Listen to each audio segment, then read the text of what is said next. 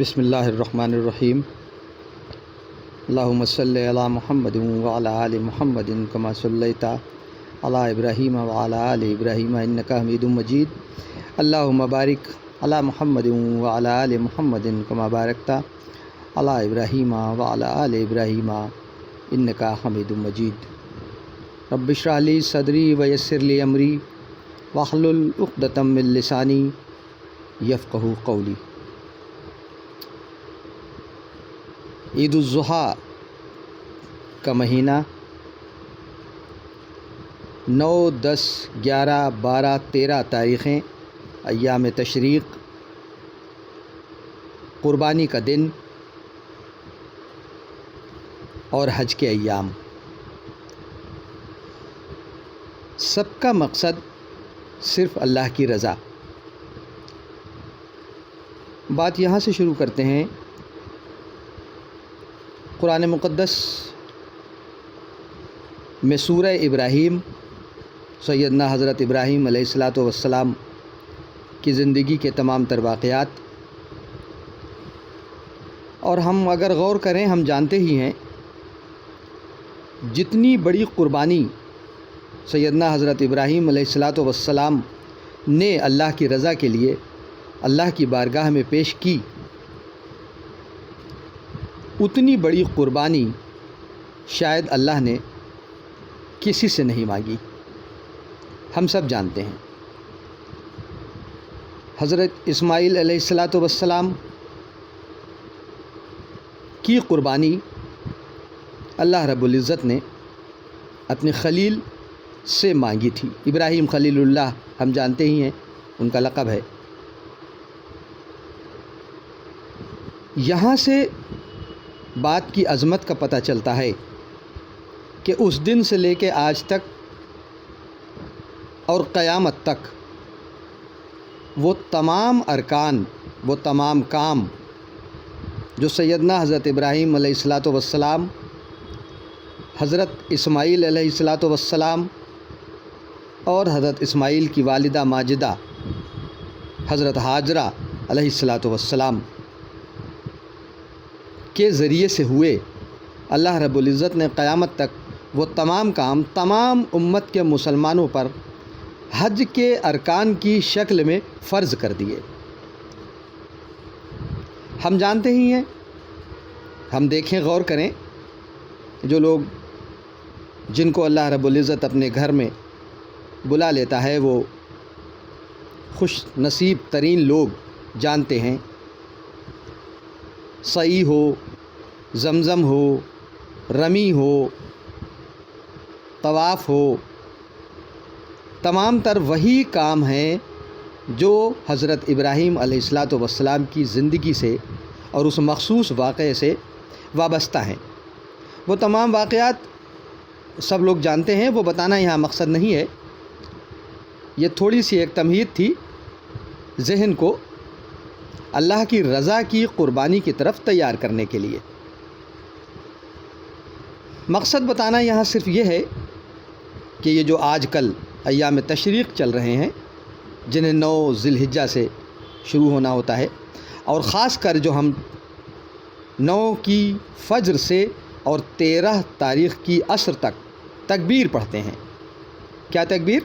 اللہ اکبر، اللہ اکبر، لا الہ الا اللہ، واللہ اکبر، اللہ اکبر، وللہ الحمد۔ یہ کچھ کلمات ہیں،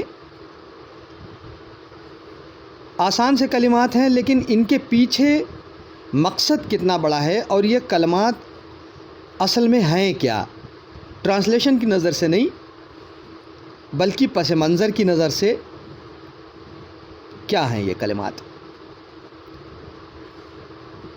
جب حضرت اسماعیل علیہ السلام کو زمین پر لٹا کر حضرت ابراہیم علیہ السلام نے ان کے گلے پر چھری رکھی، تو یہ منظر جب فرشتوں کی نظر سے گزرا، اس سے پیچھے کی کہانی ہم سب جانتے ہی ہیں کہ جب فرشتوں نے اللہ سے کہا تھا کہ تیری عبادت کے لیے ہم سب موجود ہیں، تو یہ اس طرح کا انسان دنیا میں کیوں پیدا کرنا چاہ رہا ہے، یہ فساد کرے گا، سب کچھ ہوگا۔ اللہ نے کہا تھا ایک بڑا ہسٹوریکل جملہ اللہ نے کہا تھا کہ جو میں جانتا ہوں تم نہیں جانتے۔ اصل میں اللہ رب العزت کو یہ دکھانا تھا، یہ دن اب آیا تھا جو فرشتوں کو دکھانا تھا۔ اس بات کو فرشتے نہیں سوچ پائے، نہیں برداشت کر پائے کہ کیسے ایک باپ اپنے بیٹے کی گلے پر چھری چلا سکتا ہے۔ جب یہ منظر ان کی آنکھوں کے سامنے آیا تو ان کی زبان سے صرف یہ کلمہ نکلا، 2 لفظ نکلے، بہت تعجب بھرے ہوئے، خوف اور ڈر سے بھرے ہوئے کہ اللہ اکبر، اللہ اکبر۔ فرشتوں نے کہا ہے رب ذوالجلال تیری ذات تو سب سے بڑی ہے، ہم نے مانا، ہم مانتے ہی چلے آئے ہیں، لیکن یہ کیا منظر ہے؟ یہ ناقابل دید منظر ہے، یہ کیسے ممکن ہے؟ یہ منظر نہیں دیکھا جا رہا ہے، یہ ممکن کیسے ہے؟ یہ کون سی تیری عبادت کا مرحلہ ہے جو ایک باپ اپنے بیٹے کی گلے پر صرف تیری رضا کے لیے چھری چلا رہا ہے؟ اللہ اکبر، اللہ اکبر۔ پریشان ہو کے، بہت متفکر ہو کے اس کو ہم محسوس کریں۔ کبھی ہم بہت زیادہ کسی بھی مسئلے سے، کسی بھی ایسے مسئلے سے جس کا حل نہ ہمارے پاس ہو، جس کو ہم سوچ نہ پا رہے ہوں، تو ہماری زبان پہ یہی آتا ہے اللہ اکبر، اللہ اکبر۔ اے اللہ تیری ذات ہی بڑی ہے، ہم یہ سب سمجھنے سے قاصر ہیں۔ یہی فرشتوں کے 2 کلمات تھے، اللہ اکبر، اللہ اکبر۔ جب یہ کلمات حضرت ابراہیم علیہ السلام کے کانوں میں پڑے، اصل میں یہ بات چیت ندائے غیبی آسمان سے ابراہیم تک آنا، اسماعیل تک آنا اور پھر سننا، یہ اگر ہم اس کو عقل کی کسوٹی پر پرکھیں تو مشکل رہے گا کہ کیسے سنے، کس نے کہے۔ یہ بڑی تمثیلی اور انبیاء کرام کے زمرے کی باتیں ہیں، ان کے مرتبے کی باتیں ہیں۔ بہرحال جب اللہ اکبر کہہ کے تعجب کیا فرشتوں نے، تو حضرت ابراہیم علیہ السلام نے فرمایا واللہ اکبر۔ ہم غور کریں، ہم کبھی واللہ کب کہتے ہیں؟ کوئی کام ہمیں جب کرنا ہوتا ہے تو ہمیں یہ یقین ہوتا ہے واللہ کا مطلب ہے ہم ضرور یہ کریں گے۔ حضرت ابراہیم علیہ السلام نے کہا واللہ اکبر۔ اے رب ذوالجلال یہ تو کوئی قربانی نہیں ہے، اس کے پیچھے کی بات ہے، وہ الفاظ یہاں نہیں ہیں۔ اپنے الفاظ میں حضرت ابراہیم علیہ السلام کا مقصد ہے یہ واللہ اکبر۔ اے اللہ یہ ایک بیٹا تو کچھ نہیں، تیری رضا کے لیے تو اگر ہمیں سینکڑوں بیٹے دے تو بھی ہم قربان کر دیں گے۔ ہماری نظر میں تیری رضا یہ سب سے بڑا مقصد ہے، یہ سب سے بڑا ٹارگٹ ہے۔ ایک بیٹا کیا ہے؟ تو ہم سے جتنی بڑی قربانی چاہے ہم تیری راہ میں وہ قربانی کرنے کو تیار ہیں۔ یہ 2 کلمات تھے حضرت ابراہیم علیہ السلام کے، واللہ اکبر، اللہ اکبر۔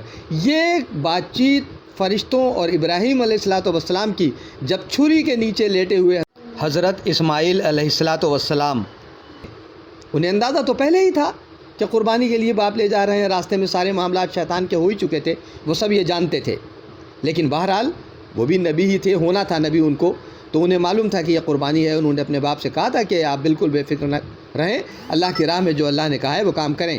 تو جب یہ کلمات حضرت اسماعیل علیہ السلام کے کانوں پر پڑے تب انہوں نے کہا اللہ اکبر وللہ الحمد۔ اے اللہ تمام تعریفیں صرف تیرے لیے ہیں، تیرا بڑا فضل، تیرا بڑا کرم کہ تو نے مجھ جیسے بچے کی قربانی اپنی راہ میں قبول کر لی، اور میرے باپ کو تو نے حکم دیا کہ اس بچے کی اس طرح قربانی کرو۔ تو یہ وہ کلمات ہیں، یہ وہ منظر ہے حضرت اسماعیل ذبیح اللہ کا، جہاں یہ اللہ اکبر لا الہ الا اللہ واللہ اکبر اللہ اکبر وللہ الحمد کے کلمات گونجے، اور رہتی دنیا تک، قیامت تک، جب تک یہ ماہ مقدس آتا رہے گا، جب تک حج ہوتا رہے گا، تب تک 9 سے لے کے 13 تک یہ تکبیر التشریق گونجتی رہے گی۔ ہم سب جانتے ہیں کہ 9 کی فجر سے لے کے اور 13 کی عصر تک ہر نماز فرض کے بعد یہ پڑھنا ہر عورت مرد کے لیے کم سے کم 1 بار واجب ہے۔ اگر 3 بار پڑھ لیں تو یہ مستحب ہے، تو یہ اچھا ہے، باعث ثواب ہے، لیکن 1 بار پڑھنا واجب ہے۔ یہ تھی حضرت ابراہیم علیہ السلام کی قربانی جو انہوں نے اللہ کی راہ میں پیش کی، اور وہی قربانی قیامت تک تمثیل بن گئی پوری امت کے لیے۔ بیٹا تو نہیں لیکن جانور کی قربانی۔ مقصد جانور کی قربانی سے اللہ رب العزت کو گوشت اور ہڈی اور خون کا نہیں ہے، مقصد صرف یہ ہے کہ تم اپنا وقت، اپنے پیسے، اپنے جذبے پاکیزگی کے ساتھ صرف اللہ کی رضا کے ساتھ اللہ کی راہ میں قربانی پیش کرو۔ وآخر الدعوانا ان الحمد للہ رب العالمین۔ السلام علیکم۔